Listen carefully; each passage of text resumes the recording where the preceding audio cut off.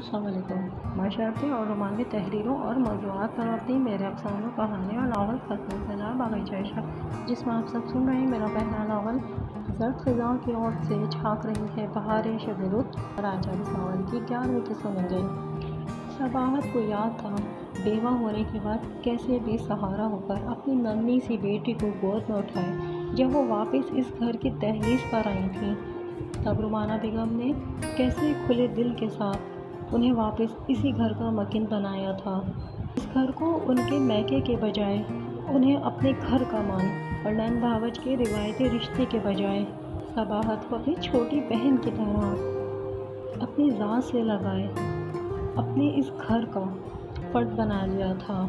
یہی نہیں، انہیں قطع احساس تک نہیں ہونے دیا تھا کہ وہ بے سہارا ہیں یا اس گھر میں اور اس گھر کے مکینوں پر ایک بوجھ یا کسی احسان کی صورت رہ رہی ہیں۔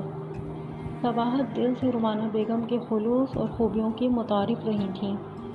رومانہ بیگم جب سے اس گھر میں بیاہ کر آئی تھیں، ثاقب حسین کی ذات سے وابستہ ان کے سارے ہی رشتوں کو کس قدر عزت اور اپنائیت دی تھی۔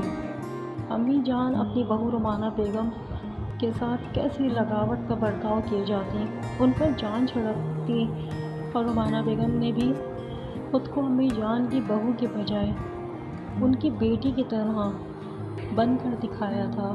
صباحت کی شادی کا موقع آیا تب رومانہ بیگم نے کیسی چاہت کے ساتھ بڑھ چڑھ کر صباحت کی شادی کی ایک ایک تیاری اور ایک ایک تقریب کے اہتمام میں ہاتھ بٹایا، پورے مان کے ساتھ انہیں ان کے سسرال میں بیایا تھا۔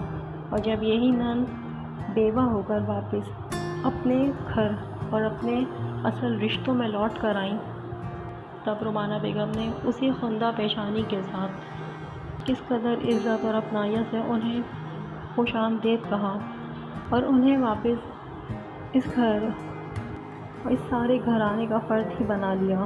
ہر طرح سے صباحت اور شازمین کا خیال خود رومانہ بیگم رکھتیں۔ حازم، راویہ اور شازمین تینوں بچوں کو ایک طرح پالا، تینوں بچوں کی پرورش تعلیم میں کہیں کسی طرح کوئی کمی نہیں رکھ چھوڑی تھی۔ شازمین کی ذات میں کسی طرح کا کوئی احساس کمتری ہی نہیں تھا۔ صباحت شازمین کی طرف دیکھتی تب ثاقب حسین اور رومانہ بیگم کے خلوص اور انگنت احسانات پر احسان مندی سے جھکے جاتی۔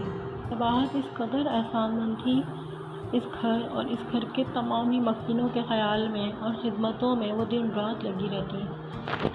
گھر کے ماحول میں کبھی تناؤ آیا تھا، نہ ہی رشتوں میں کسی قسم کی تلخی ہوئی تھی، اور بلا شبہ اس میں گھر کی خواتین کا بڑا کردار تھا، خصوصاً رومانہ بیگم۔ انہوں نے جس خلوص اور اعلیٰ ظرفی کے ساتھ اس سارے گھر کو اور اس گھر میں ثاقب حسین کی ذات سے وابستہ سارے ہی رشتوں کو تھاما ہوا تھا، اس کی مثال اب کم ہی ملتی ہے۔ اور یہ سب صباحت کیسے بھول سکتی تھی؟ اپنے کمرے کی کھلی کھڑکی میں کھڑی وہ کب سے اوپر آسمان کی جانب دیکھ رہی تھی۔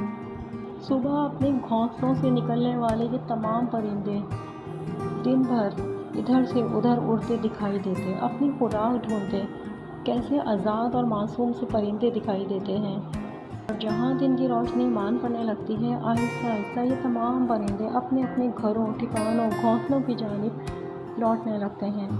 صباحت محویت سے قدرت کے اس خوبصورت نظارے کو دیکھ رہی تھیں۔ وہ خود بھی تو ایسے ہی اپنے گھر کی ہو کر واپس اپنے ہی گھر لوٹ آئی تھیں۔ ذہن نے ایک کروٹ لی، یا الہی، میں تیرا جتنا شکر ادا کروں کم ہے۔ سچ تو یہی ہے میں حقیر اور ناتواں تیرا شکر ادا کرنے کے قابل ہی نہیں ہوں کہ کس طرح مجھ بے سہارا بے صاحبان کو ایسا مضبوط سہارا اور مستقل صاحبان عطا فرمایا ہے کہ میری بیٹی کو کبھی باپ کی کمی کا احساس ہوا ہے اور نہ ہی کوئی احساس کمتری اس کی زندگی اس کی ذات میں رکھ چھوڑی ہے۔ اس ساری دنیا میں گھروں گھروں میں رشتوں ناتوں میں کیسا طوفان برپا ہوا ہے، اور ایک میں ہوں کس قدر مہربان رشتوں سے نوازا ہے۔ یا الہی، میں کس قدر شکر ادا کروں لیکن کم ہے۔ بے شک میرے مالک، میں تیرا شکر ادائیگی کا حق ادا کر ہی نہیں سکتی۔ بے شک میرے الہی، میرے رب، تیری شان، تیری عطا بہت اعلیٰ ہے۔ وہ دل ہی دل میں گڑ گڑائی گئیں۔ صباحت، یہ دونوں سوٹ میں تمہارے لیے لائی ہوں۔ رومانہ بیگم اسی طرح واپس ان کے کمرے میں آئی تھیں اور اسی طرح روانی میں کہتے انہوں نے ہاتھ میں پکڑے دونوں سوٹ ان کے سامنے بیڈ پر رکھے۔ بھابی جان، یہ سوٹ؟ صباحت کھڑکی کے پاس سے ہٹ کر بیڈ کے قریب آئیں۔ ہاں، یہ سوٹ۔ صباحت، ان میں سے تمہیں جو بھی آج ڈنر کے لیے اچھا لگے وہ پہن لینا، دونوں ہی اچھے ہیں۔ بھابی جان، یہ تو آپ اپنے لیے لے کر آئی ہوں گی نا؟ نہیں صباحت، یہ میں تمہارے لیے ہی لے کر آئی تھی، مگر میں جانتی تھی کہ تم بچیوں کو دے دو گی، ہمیشہ ایسا ہی تو کرتی ہو، اس لیے میں نے اپنے پاس ہی رکھ لیے تھے۔ تم ان میں سے کوئی سا بھی سوٹ شام کے لیے پریس کروا لینا، بلکہ میں کہوں تو یہ گرین والا سوٹ بہت خوبصورت لگے گا۔ رومانہ بیگم نے ہاتھ میں وہ سوٹ اٹھایا۔ صباحت، تم یہ پہن لینا، یہ آج کی ڈنر کے لیے بہت مناسب لگ رہا ہے۔ رومانہ بیگم نے خود ہی سوٹ سلیکٹ کیا اور صباحت کے سامنے رکھ دیا۔ بھابی جان، میرے پاس تو بہت کپڑے ہیں، کوئی سا بھی نکال کر پہن لیتی، الماری کپڑوں سے بھری ہوئی ہے۔ رہنے دو صباحت، جیسے میں جانتی ہی نہیں تم اپنا کتنا خیال رکھتی ہو، یہ بھی میں خوب جانتی ہوں۔ رومانہ بیگم برجستہ بولی۔ بھابی، میں سوچ رہی تھی گھر آتے آتے دیر ہو جائے گی، رات عشاء کی نماز اور صبح فجر میں اٹھتے سستی آنے لگتی ہے۔ صباحت نے وہی ڈنر پروگرام سے بچنے کی کوشش کرتے جواز ڈھونڈنے کی کوشش کی، جسے رومانہ بیگم خوب ہی سمجھتی تھیں۔ صباحت، میں کوئی بہانہ نہیں سنوں گی، رومانہ بیگم نے تنبیہاً انہیں دہرایا۔ آپ کو میری ٹپس کیسی لگی؟ اپنی رائے کا اظہار لائک کمنٹ کی صورت میں ضرور کیجیے گا۔ چینل کو سبسکرائب کیجیے گا، بیل آئیکن کو پریس کیجیے گا، ویڈیو کو شیئر کیجیے گا۔ ہماری ذات سے وابستہ ہر ایک رشتہ کھلے ہوئے گلاب کی مانند ہوتا ہے، اس گلاب کو ویسے ہی تر و تازہ کھلا ہوا رکھیے۔